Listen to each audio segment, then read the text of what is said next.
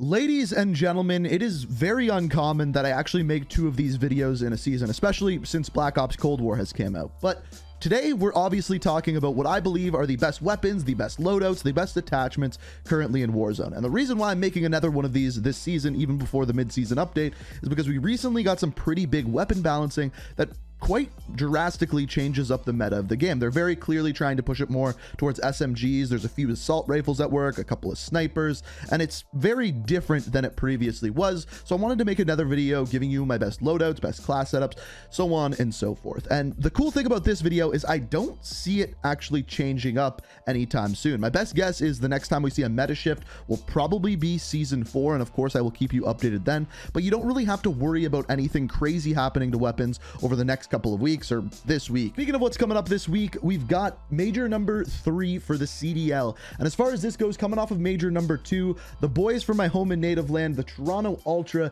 taking the big dub over top of some of the other big teams like Dallas Empire, Optic, and of course Atlanta FaZe. And it's going to be really interesting to see what goes on this week, because this week is the midpoint for the entire season of the CDL. And this is the point where we're really going to see which teams have what it takes to pull out the victory. It'll be interesting to see whether or not Toronto can pull off that repeat victory or who's going to come out on top. And as per usual, I want to hear who you guys are cheering for down in the comments. So let me know who you got this weekend down below. But needless to say, whoever takes the victory, it's going to be very interesting to watch, so you don't want to miss any of the action. And if you want to check out all of the action, the best way to do so is click the link down in the description, which will take you to the CDL YouTube channel. Subscribe over there to make sure that you can stay up to date on the best of the best players and to see which team is going to come out on top this weekend. And on top of that, if you tune in on Sunday and watch the top 4 teams compete, you can earn these exclusive calling cards and emblems you are seeing on screen simply by watching Major 3. But anyway, thanks to CDL for sponsoring the channel, and make sure you don't miss any of the action.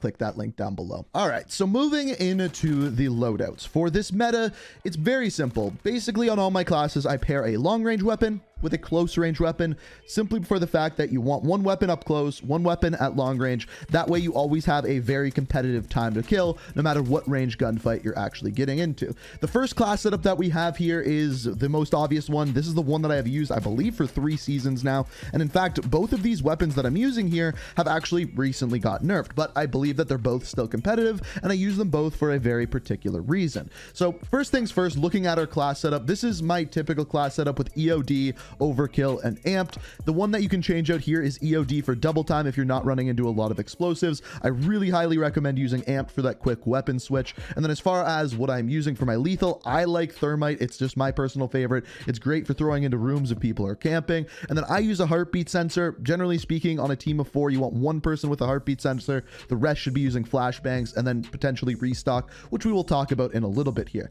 Now, as far as the weapons that I'm using, the top one, my favorite weapon, it's still my favorite weapon, even though it recently got nerfed, is the Amax. Now, on this weapon, what I like to use is the monolithic suppressor, the Zodiac barrel. This is going to improve that damage range and bullet velocity, important because this is our long range weapon. It also helps with our recoil control. On top of this, I use the VLK 3 times for those long range gunfights, and on top of that, it does help a little bit with the recoil. 45 round mags, because I'm playing quads, you need more bullets in gunfights. And then finally, the Commando foregrip for that recoil stabilization. The way to look at this weapon is it is good at mid and long range. It's great if you hit headshots. With the most recent nerf, it is going to take an extra bullet or 2 depending on the range you are at to kill the enemy. So just know that it's a little bit slower TTK, but in my opinion, this is one of the most manageable recoils in the game. I know a lot of people say it doesn't have manageable recoil, but personally, I really like it. It's my favorite with its recoil.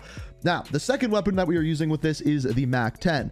This is specifically designed to move quickly. I only use this weapon up close or to get from one area of the map to the other. This is not good for mid-range gunfights. It's good for close-range gunfights and moving around very quickly. That is why I'm using an attachment like the Tiger Team Spotlight for increased movement speed and aim walking move speed. On top of this, the Task Force barrel. This is going to help with the range, but not a crazy amount. Like I said, stick to close range with this weapon. The Striker grip, once again, for movement speed. You want to move fast. And then the 53 round drum mag, again, because I'm playing quads. And finally, the Raider stock for the sprint out time. This is your go quick SMG. If you're using this with any sort of AR that you feel comfortable with at mid range, this is a great option to pair it with. So this class is interesting because there really isn't a weapon that you can move around quickly with. There is a weapon that's good up close, but it's a bit different. So with this class setup, we are using the AK-47 and the Kar 98K. Now, the reasoning for the AK-47 is it's actually good up close and at mid-range. It has a little bit too much recoil for long range, hence why we are using it with a sniper rifle. As I mentioned, none of these weapons you really move around too quickly with, so you're going to want to stick to those mid to long range gunfights, and if you do so, you should be very, very successful. As far as the AK, what we are using here is the GRAU suppressor to stay off that map. On top of this, it improves the effective damage range, and on top of that, bullet velocity and recoil control. After this, we are using the Spetsnaz RPK barrel for, once again, bullet velocity and effective damage range. 45 round speed mag, because this is our up close weapon, so we do need to reload a little bit quicker, and for that we are also using the Serpent Wrap for faster ADS time, and then finally Skeletal Stock for improved sprint to fire time. Again, this is our close range weapon, so we do need some attachments for those scenarios on this weapon. Now we are using this with the Kar 98K. I have used this sniper for seasons and seasons and seasons before Cold War even came out. In my opinion, this is currently still the best sniper. It doesn't have the best bullet velocity, so you do need to kind of aim a little bit above the head in some situations at long range. However, the ADS speed and the movement speed of the weapon are just bar none the best, and once you get used to that bullet drop, you can absolutely demolish with this sniper. As far as the attachments, mono suppressor, 27.6-inch barrel, tac laser for faster ADS, variable zoom scope, that's just my preferred scope. You can use the normal scope if you preferred that, and then finally Stippy Grippy for, once again, ADS and sprint to fire time. This is my favorite sniper in the game. If you're going to switch this out, you might want one that has a better bullet velocity. Before, at the beginning of Season 3, I was using the Tundra. The reason why I was using the Tundra is because it had really high bullet velocity, but it got stealth nerfed, so the Tundra isn't what it used to be. So it's not worth using anymore over the Kar 98. If you want a gun with better bullet velocity, either use the ZRG or the HDR. They're a little bit easier to hit your shots, but the rest of the stats aren't as good. If you're a better sniper, use the Kar 98. The third class that we have here is kind of old reliable. It's the GRAU with the MP5. However, we are not using the Modern Warfare MP5 here, but rather the Black Ops Cold War. Now, there is a specific reason for that, which we're going to dive into in a second, but I first wanted to look at the GRAU. On the GRAU, this is pretty much the same that you've been using for a long time on this weapon, if you have used it. The mono suppressor, the Archangel barrel, this is going to make your iron sights much better. It's going to make it like literally like a toothpick, which makes it very easy to aim at people. The tac laser, this is for faster aim down sight speed. On top of this, commando foregrip to help with recoil, because this is our long range weapon, and a 60 round mag, again because I'm playing quads. This gun is really good. It has very low recoil and amazing bullet velocity, which makes it very easy to hit people at very long range. People who are dropping in from the sky, people who are on roofs, this is very good to clear them off. It does have a little bit of recoil, but nothing insane. Very, very manageable, and one of the easiest assault rifles to use currently in the game. Now we're pairing this with the MP5 from Black Ops Cold War. Now, I want to start by saying this: if you're having trouble using this weapon, use the Modern Warfare MP5. Reason being, the Modern Warfare MP5 is easier to use but doesn't have as good of a TTK up close. Because I find it a little bit more manageable to use than maybe other people, I use the Black Ops Cold War one because it kills faster, plain and simple. And what I use on this bad boy is the agency suppressor. Again, keep you off the map, improves bullet velocity and vertical recoil, which is important. The Tiger Team Spotlight, this one increases move speed because this is my close range weapon, because I'm going to be pulling this out when I need to move quickly. I'm using this. Similar reason why I'm using the Raider stock for the sprint to fire time. I'm also using the 50 round drum. This is for larger team fights up close. And then finally, the Field Agent Grip. This one's for recoil, because this gun does have much more recoil than the Modern Warfare MP5. You kind of need something like this on the weapon. So personally, right now, the Black Ops Cold War MP5 is probably my favorite up close weapon. It kills really, really quickly. You have a big magazine on it. So personally my favorite, but there's a lot of up close weapons, as you're going to see, that you can potentially use. Now, the next class we have here is one I haven't really talked about in a while, but this is my fully loaded class. So sometimes you may die, you may go to the gulag, come back, your teammates buy you back, and you come back and you're going to have no ammo, but you know you're going to need to get in a gunfight because you're in endgame. and then you don't have any bullets. So what do? You pick up your fully loaded class. So the two weapons that I'm using here are the Psychov. This is the one that you're going to use as your secondary weapon. It's just currently the best secondary in the game.